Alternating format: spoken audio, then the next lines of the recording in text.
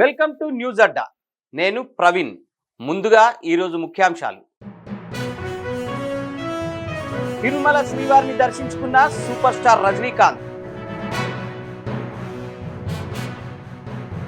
CM Revanth రెడ్డిని కలిసిన UP మాజీ సీఎం అఖిలేష్ యాదవ్.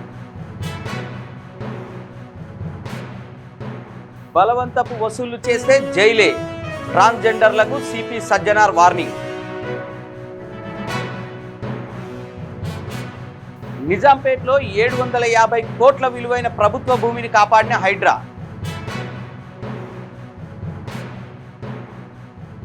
తొలి విడత పంచాయతీ ఎన్నికల్లో బోని కొట్టిన తెలంగాణ జాగృతి. పంచాయతీ ఎన్నికల్లో దుమ్ము లేపిన కాంగ్రెస్ అభ్యర్థులు. ఇక వివరాల్లోకి వెళ్తే, ప్రముఖ సినీ నటుడు సూపర్ స్టార్ రజనీకాంత్ తిరుమల శ్రీ వెంకటేశ్వర స్వామి వారిని దర్శించుకున్నారు. తన కుటుంబ సభ్యులతో కలిసి తిరుమలకు ఇచ్చేసిన ఆయన ఉదయం విఐపి బ్రేక్ సమయంలో స్వామివారి సేవలో పాల్గొన్నారు. ఈ సందర్భంగా ఆయన శ్రీవారికి ప్రత్యేక పూజలు నిర్వహించి మొక్కులు చెల్లించుకున్నారు. దర్శనం అనంతరం ఆలయంలోని రంగనాయక మండపానికి చేరుకున్న రజనీకాంత్ కుటుంబానికి వేద పండితులు వేదాశీర్వచనాలు అందించారు. టీటీడీ అధికారులు ఆయనకు స్వామివారి తీర్థప్రసాదాలను, చిత్రపటాన్ని అందచేసి సత్కరించారు. రజనీకాంత్ రాకతో ఆలయ పరిసరాల్లో సందడి వాతావరణం నెలకొంది. తెలంగాణ ముఖ్యమంత్రి రేవంత్ రెడ్డితో ఉత్తరప్రదేశ్ మాజీ ముఖ్యమంత్రి, సమాజ్వాదీ పార్టీ అధ్యక్షుడు అఖిలేష్ యాదవ్ మర్యాదపూర్వకంగా సమావేశమయ్యారు. హైదరాబాద్ నగర పర్యటనలో ఉన్న అఖిలేష్ యాదవ్ జూబ్లీ హిల్స్లోని ముఖ్యమంత్రి నివాసంలో ఆయనతో భేటీ అయ్యారు. ఈ సందర్భంగా వారిరువురు జాతీయ రాజకీయ అంశాలపై చర్చించినట్లు సమాచారం. రాష్ట్రంలో అమలవుతున్న సంక్షేమ పథకాలు, అభివృద్ధి కార్యక్రమాల గురించి అఖిలేష్ యాదవ్కు ముఖ్యమంత్రి రేవంత్ రెడ్డి వివరించారు. ఈ సమావేశంలో రాజ్యసభ సభ్యుడు అనిల్ కుమార్ యాదవ్, మాజీ ఎంపీ అంజన్ కుమార్ యాదవ్, రామగుండం ఎమ్మెల్యే రాజ్ ఠాకూర్, కాంగ్రెస్ నేత రోహిన్ రెడ్డి తదితరులు పాల్గొన్నారు. శుభకార్యాలు, ఇతర వేడుకల వద్ద బలవంతపు వసూళ్లకు పాల్పడితే కఠిన చర్యలు తీసుకుంటామని, అవసరమైతే జైలుకు పంపిస్తామని Hyderabad police commissioner V C Sajjanar ట్రాన్స్జెండర్లను హెచ్చరించారు. ఇటీవల కాలంలో వీరిపై ప్రజల నుంచి ఫిర్యాదులు వెల్లువెత్తుతున్న నేపథ్యంలో పోలీసులు ఈ విషయాన్ని సీరియస్గా తీసుకున్నారు. ఈ మేరకు అమీర్పేట్లోని సెస్ ఆడిటోరియంలో సుమారు 250 మంది ట్రాన్స్జెండర్లతో సిపి సజ్జనార్ ప్రత్యేకంగా సమావేశమయ్యారు. ఈ సందర్భంగా ఆయన మాట్లాడుతూ, వివాహాలు, ఇతర కార్యక్రమాల్లో గుంపులుగా వెళ్లి ప్రజలను ఇబ్బంది పెట్టడం, పెద్ద మొత్తంలో డబ్బు డిమాండ్ చేయడం వంటి చర్యలను మానుకోవాలని స్పష్టం చేశారు. ప్రభుత్వం కల్పిస్తున్న ఉపాధి, ఉద్యోగ అవకాశాలను సద్వినియోగం చేసుకొని గౌరవప్రదంగా జీవించాలని సూచించారు. కొంతకాలంగా ట్రాన్స్జెండర్ల మధ్య గ్రూపు తగాదాలు, ఆధిపత్య పోరు పెరిగిపోయాయని, ఇది శాంతి భద్రతలకు విఘాతం కలిగిస్తోందని ఆందోళన వ్యక్తం చేశారు. మేడ్చల్ మల్కాజ్గిరి జిల్లాలో అత్యంత విలువైన ప్రభుత్వ భూమిని హైడ్రా అధికారులు కబ్జాదారుల నుంచి కాపాడారు. బాచుపల్లి మండలం నిజాంపేట గ్రామ పరిధిలోని సర్వే నెంబర్ 191లో ఉన్న 10 ఎకరాల భూమిని హైడ్రా స్వాధీనం చేసుకుంది. మార్కెట్ విలువ ప్రకారం ఈ భూమి ధర సుమారు 750 కోట్ల రూపాయలకు పైగా ఉంటుందని అధికారులు అంచనా వేస్తున్నారు. కొంతకాలంగా ఈ ప్రభుత్వ భూమిని కొందరు ఆక్రమించుకుంటున్నారని స్థానికుల నుంచి ఫిర్యాదులు అందాయి. దీంతో రంగంలోకి దిగిన హైడ్రా బృందం రెవెన్యూ అధికారులతో కలిసి క్షేత్రస్థాయిలో విచారణ చేపట్టింది. విచారణలో భూ కబ్జా వాస్తవమేనని నిర్ధారించుకున్న తర్వాత చర్యలకు ఉపక్రమించింది.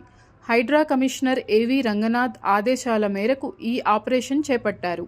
ఆక్రమణల తొలగింపులో భాగంగా అక్కడ ఉన్న శాశ్వత నివాసాలకు ఎలాంటి ఇబ్బంది కలిగించకుండా తాత్కాలికంగా నిర్మించిన షెడ్లు, ప్రహరీ గోడలను అధికారులు కూల్చివేశారు.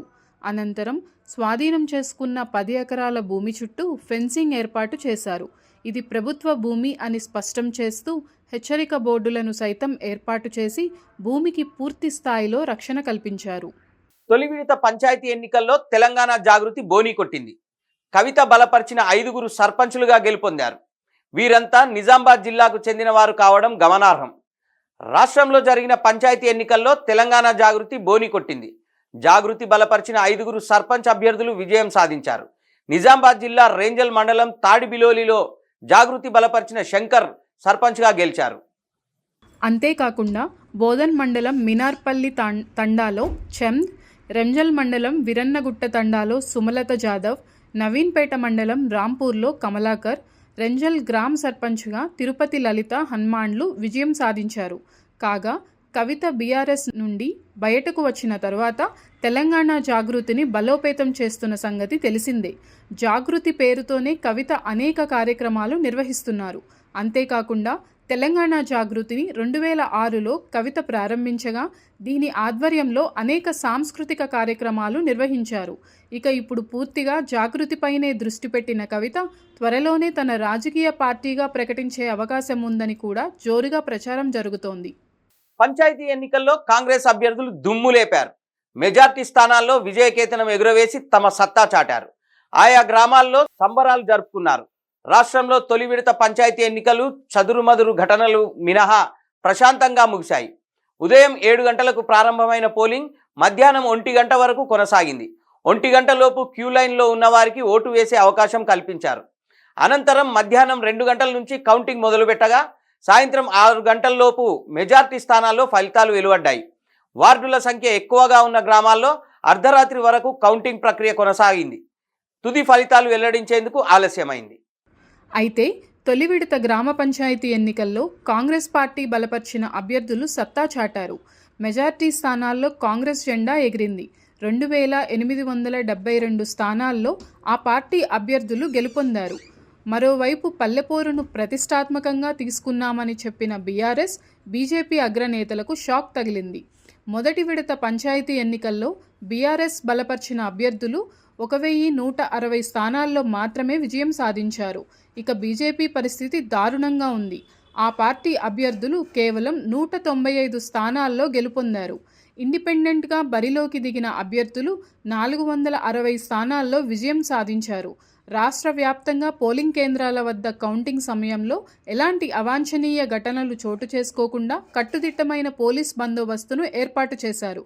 విజయోత్సవ ర్యాలీలకు అనుమతి లేదని అందుకు ముందే డీజీపీ శివధర్ రెడ్డి ప్రకటించిన విషయం తెలిసిందే. కాగా రాష్ట్ర వ్యాప్తంగా మొదటి దశ పంచాయతీ ఎన్నికల్లో మొత్తం 3834 సర్పంచ్, 27,600కు పైగా వార్డులకు ఎన్నికలు నిన్నటితో ముగిశాయి. ఇవి ఇప్పటి వరకు ఉన్న అప్డేట్స్. మరిన్ని వివరాలతో మళ్ళీ కలుద్దాం. నమస్కారం.